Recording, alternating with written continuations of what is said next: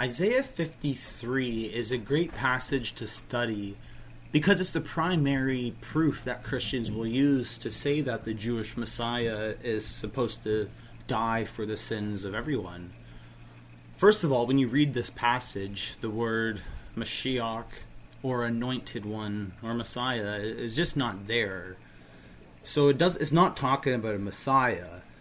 But Christians are also right that it doesn't say who the suffering servant is. We do gotta guess who the suffering servant is. Now, Christians will say it's Jesus, but that's just because that's what they've been taught. They don't know that it probably is Israel. And we know that it's Israel from the early Christian study Bibles. They will reference in the bottom that it is Israel who they think it was. Furthermore, you can go to the old Talmud. So Christians reject the Talmud. So they don't even know anything about the Bible because they don't have all those commentaries.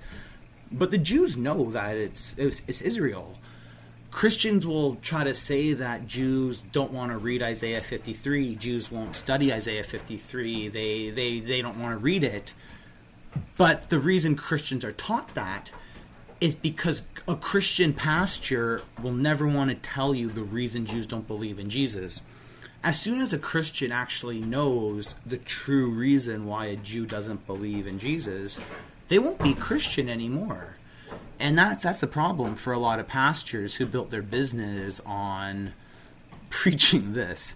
And you can go through the Bible yourself and read Isaiah 48 where it says the servant's Jacob. You can go to Isaiah 49, the servant is Israel. You can go to Isaiah 41, the servant is Israel. You can go to Isaiah 44, O Jacob, Israel, you are my servant. Now, because I study this open-minded, like, it doesn't matter to me if Judaism's false, then it's false. But because I've studied the scriptures, and I can say Christianity is false. But because I'm open, I do look at all the arguments. There's a guy named Dr. Michael Brown, and he is a Jew who became a Christian. But he speaks Hebrew and Greek, and he presented the only valid argument I've ever heard that could prove it cannot be Israel. Using the Hebrew grammar, the subject of Isaiah 53 cannot be a group of people. So it cannot be all of Israel. But just because it can't be Israel doesn't therefore mean it has to be Jesus. So for those of us who really study the scriptures deeply, we would say Isaiah 53 is talking about Jeremiah. And you can actually see the exact same verbiage and noun used, led like a lamb to the slaughter.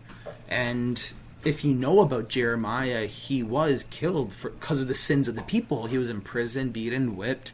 Everything Isaiah 53 talks about fits the description of Jeremiah perfectly. So because of that, there's no reason to look at extra biblical sources. The New Testament never existed back in the time of the Old Testament. We already knew what it was talking about.